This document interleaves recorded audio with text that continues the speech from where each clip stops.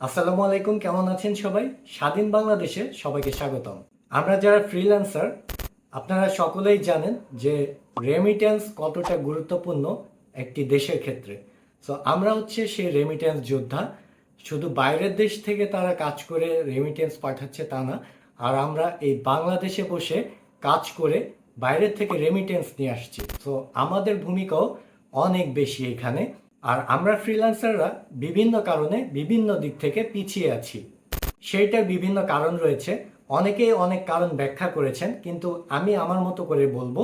যেহেতু আমি একজন গ্রাফিক্স ডিজাইনার এবং আমি বর্তমানে ছোট একটি বিজনেসও রান করেছি, ই কমার্স বিজনেস। সো আমি আমার মতো করে বলবো, আর আপনি আপনার মতো করে কন্টেন্ট ক্রিয়েট করবেন। কারণ এখানে কন্টেন্ট ক্রিয়েট করার থেকে ইম্পর্টেন্ট কিছু নাই। আমি একজন ফ্রিল্যান্সার, আমার যে চাহিদা আমি সেটা তুলে ধরবো। আর এইটা যে এখনই তুলে ধরতে হবে তা না, কারণ বর্তমান যে পরিস্থিতি এটা স্বাভাবিক হতে আরো সময় লাগবে। সো আমাদেরকে একটু সময় দিতে হবে। আর আমাদের চাহিদাগুলো আমরা সবকিছু বলে আমরা যদি অনলাইনে রেখে দিই, অবশ্যই আশা করছি তথ্য মন্ত্রণালয় মোহাম্মদ নাহিদ ইসলাম ভাই, আশা করি আমাদের এই সকল কথা তিনি শুনবেন, এবং আমরা যদি নাও যাই তার কাছে অবশ্যই আমাদের কথাগুলো পৌঁছে যাবে।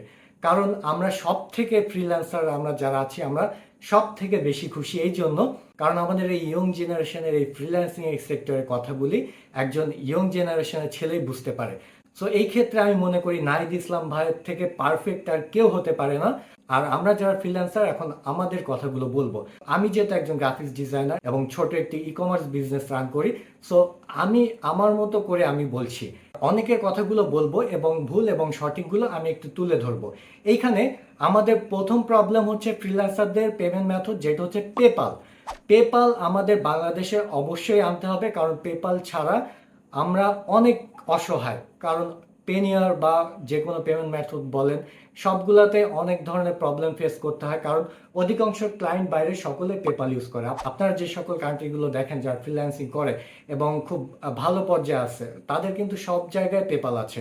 কিন্তু আমাদের বাংলাদেশে কেন এখনো পেপাল আসলো না, এর কোশ্চেনের অ্যান্সার এখনো আমরা পাই নাই। সো আমরা চাচ্ছি যে বাংলাদেশে পেপাল আসুক। এইটা আপনাদের আমাদের সকলের বলার অধিকার এবং দায়িত্ব, যে পেপাল হচ্ছে মেইন প্রবলেম আমাদের বর্তমানে। আমাদের ফ্রিল্যান্সিং ক্যারিয়ারের সব থেকে ইম্পর্টেন্ট যেটা, সেটা হচ্ছে পেপাল। সো পেপাল আগে আনতে হবে। দেন যে অনেকে অনেক কথা বলেছেন যে স্টারলিংকের, আপনারা হয়তো বা জানেন না যে স্টারলিংকের যে প্যাকেজগুলো, মান্থলি প্যাকেজ, বিভিন্ন কান্ট্রিতে এক একটা প্রাইস, কিন্তু সাধারণত বেসিক যে চার্জটা $120 থেকে শুরু হয়। হয়তো বা বাংলাদেশে আসলে আপনার $80, ধরেন আপনি 10,000 টাকা আপনি ধরতে পারেন। এখন আমি ডিজাইনার হিসাবে বা আমার যে কাজগুলো, আমার মনে হয় না যে বর্তমানে যে নেট স্পিড আমাদের, এর থেকে আমাদের আর বেশি লাগে না। কিন্তু অনেকে বলতে পারেন যে আপনার লাগে না, কিন্তু অন্যদের তো লাগতে পারে। হ্যাঁ, অবশ্যই যারা এজেন্সি রান করে তাদের কিন্তু খুব ভালো নেট স্পিডের দরকার হয়। এই ক্ষেত্রে অবশ্যই স্টারলিংক আসলে তো অবশ্যই ভালো হবে। সো এটা হচ্ছে আপনারা পরবর্তীতেও করতে পারেন, কারণ এখন তো এগুলা চলতেছে, এগুলা তো প্রবলেম হচ্ছে না। তো আমি শুরুতে বলবো যে যারা নতুন ডিজাইনার, যারা বা যারা নতুন ফ্রিল্যান্সার, ওয়েব ডেভেলপার যারা বা বিভিন্ন সেক্টরে আছে, তারা কিন্তু এই নেট দিয়েই তাদের কাজ চালাতে পারবে। আর স্টারলিংকের কথা যারা বলতেছেন, আমি জানি না তারা কেন বলতেছেন। তাদের অধিকাংশ, আমি যদিও বাংলাদেশে আসে 2025 সালে আসার কথা, আমার মনে হয় যে যেই 100 জন আপনারা বলছেন, 100 জনের 10 জন আপনারা নিবেন না।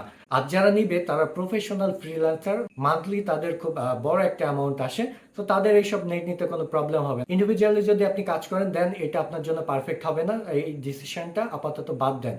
আর আপনি আর এজেন্সির জন্য বা বিভিন্ন কোম্পানির জন্য এটা এটা খুবই ইম্পর্টেন্ট। সো আমার কথা হচ্ছে যে ফার্স্ট পেপাল আনতে হবে, তারপরে নেটটা পরে আনলেও হবে। আর সেকেন্ড যে কথাটা আমি বলতে চাই, সেটা হচ্ছে অ্যামাজন। কারণ আমরা যারা ই কমার্স উদ্যোক্তা বা আমরা যারা ই কমার্স বিজনেস শুরু করছি, আপনারা সকলেই জানেন যে বর্তমানে বাংলাদেশে কিন্তু ই কমার্স আপনাদের কল্পনার বাইরে, যে আমরা এই দিক থেকে আমরা অনেকটা পিছিয়ে ছিলাম। কিন্তু এখন অনলাইনে সবাই কেনাকাটা করে। আর অ্যামাজন কি, অ্যামাজন এফবিআই এখন করতে অনেক প্রবলেম ফেস করতে হয়। বাংলাদেশ থেকে অনেকেই করে, কিন্তু ওইটা অনেক মানে আপনারা জানেন সবাই যে কি প্রবলেম ফেস করতে হয়। কিন্তু অ্যামাজনটা যদি বাংলাদেশে আসে, তাহলে আপনারা মানে আপনাদের কল্পনার বাইরে যে অ্যামাজনের মাধ্যমে আমরা কতটা আমাদের রেমিটেন্স আনতে কতটা সাহায্য করবে এবং ই কমার্স কোথা থেকে কোথায় নিয়ে যাবে আমাদের সকলে কল্পনার বাইরে। সো আমরা উদ্যোক্তারা আমরা নিজেরা উপকৃত হবে এবং আমাদের মাধ্যমে কিছু ফ্যামিলি উপকৃত হবে, কারণ আমাদের কিছু ম্যান পাওয়ারের দরকার হবে, আমরা কিছু লোকের জবের ব্যবস্থা করে দিতে পারবো। সো আমাদের মাধ্যমে কিন্তু আরো অনেকে উপকৃত হবে।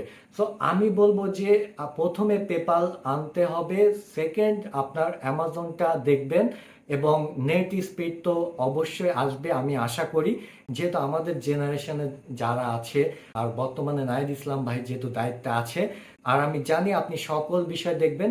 আর আমাদের মেইন বিষয়টা হচ্ছে কি, এখন কিন্তু বর্তমানে এখনো পরিস্থিতি স্বাভাবিক হয়নি। তাকে যে শুধু ফ্রিল্যান্সার নিয়ে চিন্তা ভাবনা করতে হবে এমনটা কিন্তু নয়, সে কিন্তু সবগুলো সেক্টর দেখবে। সো এইটা অনেকটা সময়ের ব্যাপার হতে পারে। তবে আপনারা সবাই আপনাদের যে দাবিগুলো আছে, কারণ আমি জানি না যে ডেভেলপারদের কি প্রবলেম বা আদার্স যারা মার্কেটার তাদের কি প্রবলেম বা আদার যে কোনো কাজ করেন তাদের কি প্রবলেম, কিন্তু আপনাদের প্রবলেম আপনি তুলে ধরেন। এখন অনলাইনের যুগ ভাই, আপনি যদি আপনার প্রবলেম তুলে না ধরেন তাহলে আপনার প্রবলেম তার কাছে যাবে কিভাবে? এই যে আমাদের এই স্বাধীন দেশে আমরা এখন আছি, এটা সম্পূর্ণ অনলাইনের একটা ক্রেডিট আছে। কারণ এখন রাজপথে কিন্তু আন্দোলন করলেও অনলাইনে যারা আন্দোলন করেছেন তাদের কিন্তু অবদান অবশ্যই অনেক বেশি। কারণ দেখেন সরকার কি জন্য নেট অফ করতে বাধ্য হলো, কি জন্য জানে যে নেট অফ করলে সবকিছু অফ হয়ে যাবে, তারপরে কেন নেট অফ করতে বাধ্য হলো? অবশ্যই কোনো কারণ আছে। সো আমি আপনাদের সকলকে বলবো আপনারা আপনাদের দাবি নিয়ে আপনারা ভিডিও তৈরি করেন, যেন আমাদের কথাগুলি ভাইয়ের কাছে খুব সহজে যেতে পারে। আর সবাই একটু ধৈর্য ধরুন, আশা করি সামনে খুব ভালো কিছু হতে যাচ্ছে। তাই আমি আপনাদের বলবো আপনাদের যে কথাগুলি এটা দাবি হিসাবে বলবেন না, কারণ আমি জানি আমার যে কথাগুলি আছে আপনার যে কথাগুলি আছে এগুলা অবশ্যই বাস্তবায়ন হবে এবং এগুলা দাবি হিসাবে না, এইগুলা যে কতটা গুরুত্ব এটা অবশ্যই ইয়ং জেনারেশন বুঝবে। আর নাহিদ ভাইয়াকে অনেক অনেক শুভকামনা সামনের জন্য। আশা করি বাংলাদেশের প্রযুক্তি অনেক এগিয়ে যাবে। আসলে আমরা ডিজিটাল যুগে আছি কিন্তু অনেকটা পিছিয়ে। তো আপনাদের কথাগুলি আপনারা বলুন, আমি আমার দিক থেকে আমার কথাটুকু বললাম। আর আমার কথায় যদি ভুল ত্রুটি হয়ে থাকে অবশ্যই ক্ষমা সুন্দর দৃষ্টিতে দেখবেন। সকলে ভালো থাকবেন। আল্লাহ হাফেজ।